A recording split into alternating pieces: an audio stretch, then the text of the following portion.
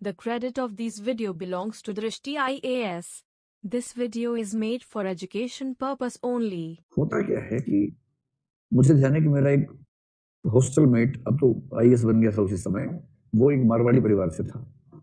4-5 दोस्त थे मारवाड़ी परिवार से, सब थे और सब वो आईएएस आईपीएस बन गए। उस समय एक दौर था उनका। तो उनमें से एक से मैंने पूछा, वैसी बात चली थी हॉस्टल में कि पहली प्रेफरेंस क्या रखोगे? तो हम सबको आईएएस वाले थे, आईएएस रखेंगे। उससे कहा मैं आईआरएस रखूंगा। तो हमने कहा क्यों? बोले क्योंकि मैं मारवाड़ी हूं। हम समझ नहीं पाए मारवाड़ी आईआरएस क्या मतलब हुआ। बोला अरे मारवाड़ी को पता है धन की भूमिका क्या है जीवन में। रेवेन्यू सर्विस है। मतलब देश का रेवेन्यू बढ़ाएंगे, लेकिन देश का बढ़ते बढ़ते अपना बढ़ जाए तो क्या दिक्कत है? बढ़ाएंगे, आईआरएस नंबर 1 पे रखेंगे। फिर उसे किसी ने बताया कि आईआरएस नंबर 1 पे कोई रख देता है ना, तो फिर भारत सरकार सुनिश्चित करती है कि सिलेक्शन नहीं हो इसका। तो क्योंकि जो चेहरे पे करप्ट लिखवा के आया है उसको तो इंटरव्यू में धो ही देते हैं। तो उसने बड़ा मजबूर होकर नंबर 1 पे आईएएस लिखा और भगवान से रात दिन प्रार्थना की, धूप अगरबत्ती, भगवान आईएएस देना मत, रैंक इतना खराब लाना कि आईआरएस ही मिले, बहुत अच्छा रैंक मत लाना भगवान। उसी समय ओबीसी आरक्षण शुरू हुआ तो भाई साहब ओबीसी में आते थे और रैंक आ गया अच्छा, तो आईएएस में जाके गिरे।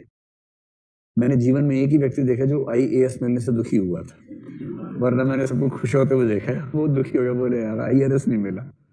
वहां जो बोरी भर भर के पीटते वो यहाँ पर नहीं हो पाएगा। हालांकि ये रोचक बात है कि बाद में बहुत शानदार अधिकारी बना और इस समय वो बहुत बढ़िया काम करने वाले अधिकारियों में काउंट होता है, उसका नाम बहुत ज्यादा है। तो उसने एक बात और बताई, जो बात महात्मा गांधी भी कह रहे हैं और जो बात राहुल गांधी के पक्ष में भी जाती है, जो नरेंद्र मोदी के पक्ष में नहीं जाती है बात, वो ये है, जैसे हम कई बार कहते हैं ना कि भाई राजनीतिज्ञ का बेटा राजनीतिज्ञ क्यों बनता है, नेता का बेटा नेता क्यों होना चाहिए? राहुल गांधी वंशवाद, ये वाद वो वाद, है ना। और भारत में कुछ को छोड़ दें, बाकी सारे के सारे मुख्यमंत्री और लगभग सारे राजनेता उस पारिवारिक पृष्ठभूमि से ही चलते रहते हैं। तो उसका विरोध करना आसान बात है, लेकिन उसके समर्थन में भी एक तर्क है और वो तर्क महात्मा गांधी की वर्ण व्यवस्था के तर्क से मेल खाता है। वो ये है, तो जैसे कल को आप या मैं सोचे कि हम पॉलिटिक्स में उतर जाएं, ठीक है, मान लीजिए कोई उतर जाए हमने से जिसकी बैकग्राउंड नहीं है, उसने इलेक्शन लड़ा, इतने हजार तरह के झंझट आएंगे जो उसने सोचे भी नहीं होंगे कभी। और मेरे ख्याल से अधिकांश नेता लोग इस प्रोसेस में बर्बाद हो जाते होंगे, संभाल नहीं पाते होंगे। रेयर बात होती है कि कोई संभाले। जैसे अरविंद केजरीवाल जब पहली बार सीएम बना तो रात दिन वो आगे उबलता रहता था, मोदी जी ये सब चलता रहता था। 4-5 साल लग गए उसको ये समझने में कि पॉलिटिक्स किस तरह से की जानी चाहिए, कि काम पे बात करो, न कि केवल विरोध करो। अब इतने 4-5 साल हर व्यक्ति को मिलते भी तो नहीं है ना प्रयोग करने के लिए। लेकिन जो व्यक्ति एक ऐसे परिवार में पैदा हुआ जिसने बचपन से पॉलिटिक्स को देखा है, जो इंदिरा गांधी की गोदी में बैठ के गीला करता हो, तो समझ रहे, उसकी हैसियत सोचिए राहुल गांधी की। और कैबिनेट मिनिस्टर और राष्ट्रपति उससे चिकोटी काटते हो बचपन में। राष्ट्रपति वो बॉल बैट से बॉल मारा, राष्ट्रपति भाग रहे बॉल लाने के लिए, लो बेबी लो, फिर मारा, फिर राष्ट्रपति भागे बॉल लाने के लिए।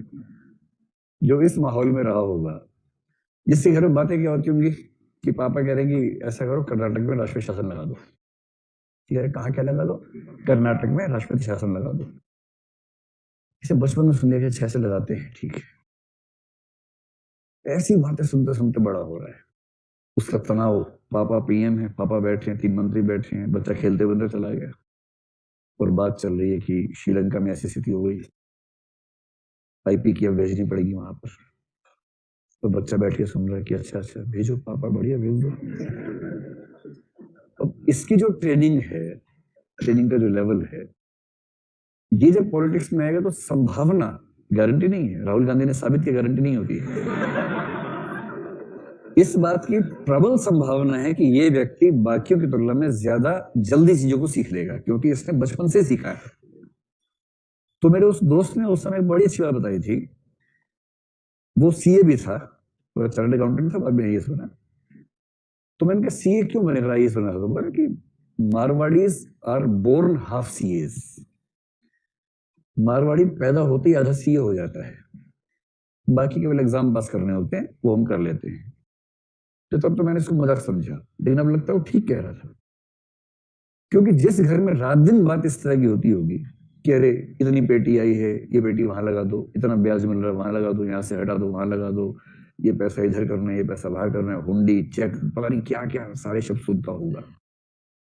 आपने हवाला पहली बार जीएस में पढ़ा होगा, वो 8 साल की उम्र से हवाला करते हैं। मनी लॉन्ड्रिंग आप पढ़ते हैं, एक्ट फेरा फेमा पढ़ते हैं, वो सब काम करके बड़े हुए हैं, तो उनकी जो ट्रेनिंग का लेवल है वो लेवल अलग हो जाता है।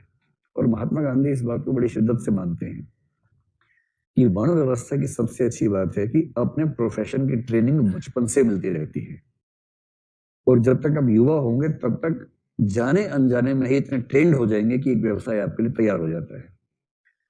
और जब एक ऑटोमेटेड सिस्टम ऑफ ट्रेनिंग घर के अंदर मिल सकता है तो फिर हम क्यों अलग से उसका प्रयास करें, अलग से व्यवस्था करें।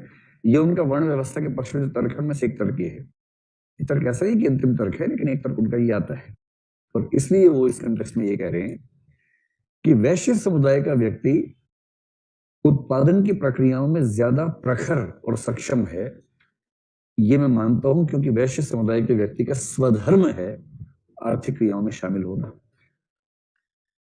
इसलिए मैं ये नहीं कहूंगा कि उत्पादन न हो, मैं ये नहीं कहूंगा कि उत्पादन केवल सार्वजनिक हो, वो तो राज्य को खत्म करने के मूड में है। जब राज्य खत्म कर देंगे तो कैसे उत्पादन सार्वजनिक तरीके से होगा। वो कहते हैं कि हर व्यक्ति को अपने स्वधर्म के अनुसार कार्य करना चाहिए, और जिन व्यक्तियों को वैश्य समुदाय में जन्म मिला है उन्हें व्यापार वाणिज्य उद्यम की दुनिया में सफल होना चाहिए, उन्हें संपत्ति का उत्पादन करना चाहिए। बस अंतर कहां था? वो कहते हैं कि हृदय परिवर्तन हो सकता है और संपत्ति का उत्पादन करने के बाद भी संपत्ति का उपभोग नहीं करना है। और मार्क्स कहते हैं कि ये कैसे हो सकता है? ये कह रहे हो सकता है हृदय परिवर्तन से, और वो कहता है कि बिना भौतिक स्थितियां बदले चेतना बदलेगी कैसे। इसलिए मार्क्स कहता है कि हिंसक क्रांति ही करनी पड़ेगी, क्योंकि भौतिक स्थितियां बदलनी जरूरी हैं और वो क्रांति से ही बदलेंगी। और गांधी जी कहते हैं कि नहीं, हृदय परिवर्तन से ऐसा हो सकता है और हम करके दिखाएंगे आपको।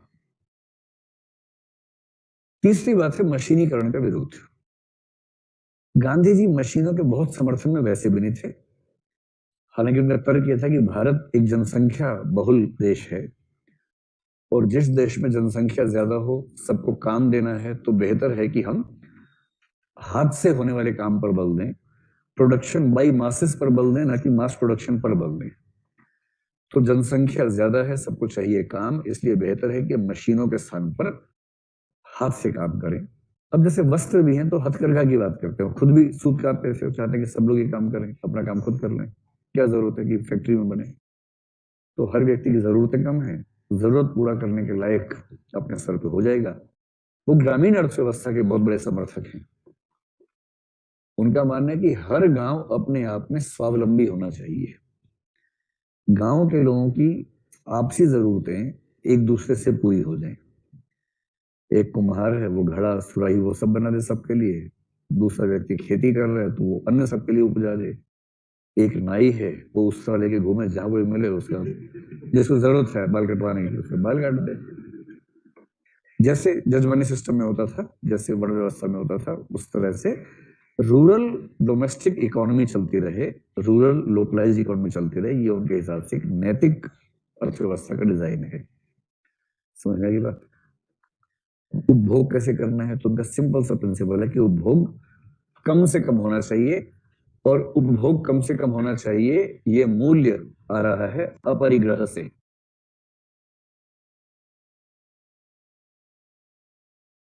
अपरिग्रह का मूल्य है यहां आ गया। और वो कहते हैं कि व्यक्ति को कम से कम कंजम्पशन करना चाहिए, न्यूनतम आवश्यक उपभोग ही करना चाहिए, न्यूनतम उपभोग। इसलिए आप देखेंगे महात्मा गांधी के जीवन में बहुत कम संसाधन खर्च करते थे वो। उनके ऐसे ऐसे प्रयोग हैं कि एक प्रसिद्ध जिक्र मिलता है, कहीं से कोई पत्र आया, बहुत खराब सा पत्र था, वो आलोचना का एकदम बेकार पत्र था, सबने कहा फाड़ के फेंको ना इसको, क्यों वापस पढ़ते हो। तो वे समझदार थे, पत्र खोला, उसमें ऑल पेन थी, ऑल पेन निकाल ली, पत्र फेंक दिया। कि इसमें यही काम का था, उसका यूज तो होना ही चाहिए।